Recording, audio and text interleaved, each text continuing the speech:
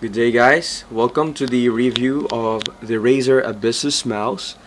This is a entry-level mouse of Razer, and this is not the original version, the regular version. This is the mirror special edition of the Razer Abyssus, costing about 2,375 on PC Hub and on Source. And as you can see, this is the entry level that replaced the Salmosa.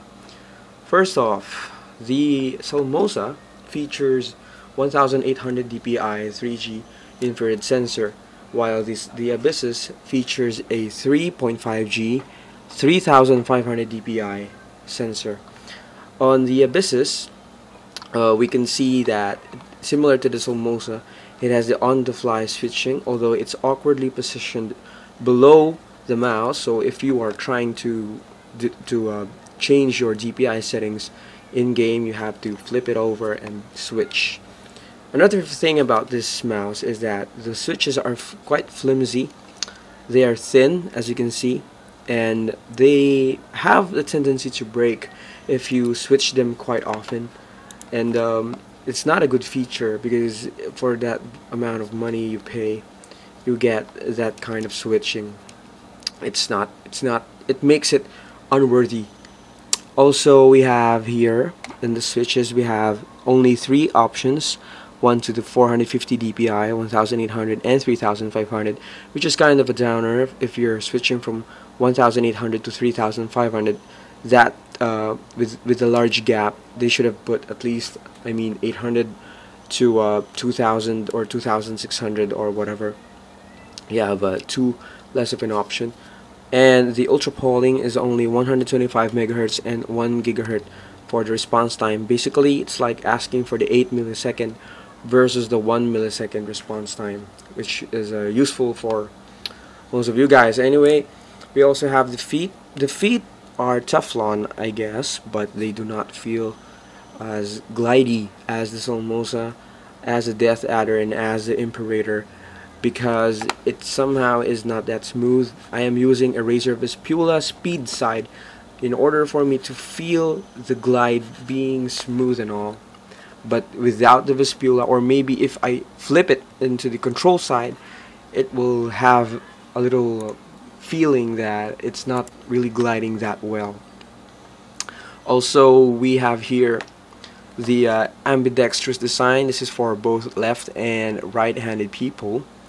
And what annoys me the most is that the mirror edition is very prone to dirt and fingertip marks. So if you can get the regular one, try to get the regular one. I was one of the unlucky ones who got my hands on the mirror edition, and I am not liking it.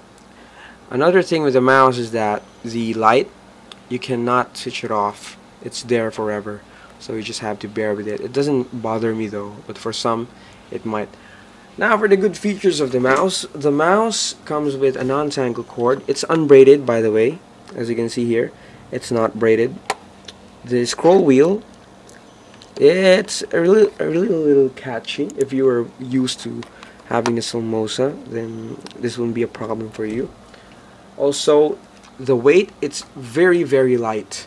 It's like holding what, maybe 20 pieces of paper. Just that light. So for those who want a little more weight on their mice, I suggest you don't get this, because this is a very light mouse. So if you think the Salmosa was the lightest in the world, then you've got to try the Abyssus. It's like there's nothing there. It's like a house of nothing but buttons and a scroll wheel. But the performance wise, the Abyssus speaks for itself. The Abyssus is definitely a good gaming mouse. You get great tracking as long as you use hard surfaces, but we'll get to that later. You get good tracking and good response to the buttons, and if you're a claw grip type like me, this would not pose any problems to you. No cramps, no pain, no stings, whatever. It's very comfortable to play with. You just drop the claw type use here. And for palmers, I also get that this is quite comfortable to use as well, but the only problem here is this is for people with small hands. I have a relatively small hand, and that affects the performance if you are a medium sized or a large sized person. Sorry.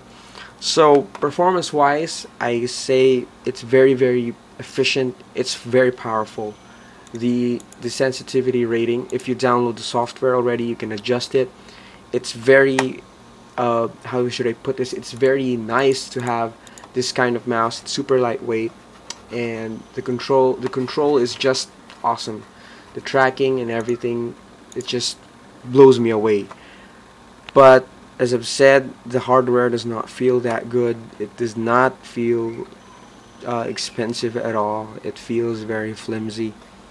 But for those of you out there who's looking for a great entry level gaming mouse, then I suggest you take this, and by all means, wait, before I forget, it only has 3 buttons: the left click, the right click, and if you consider as a button, the middle click.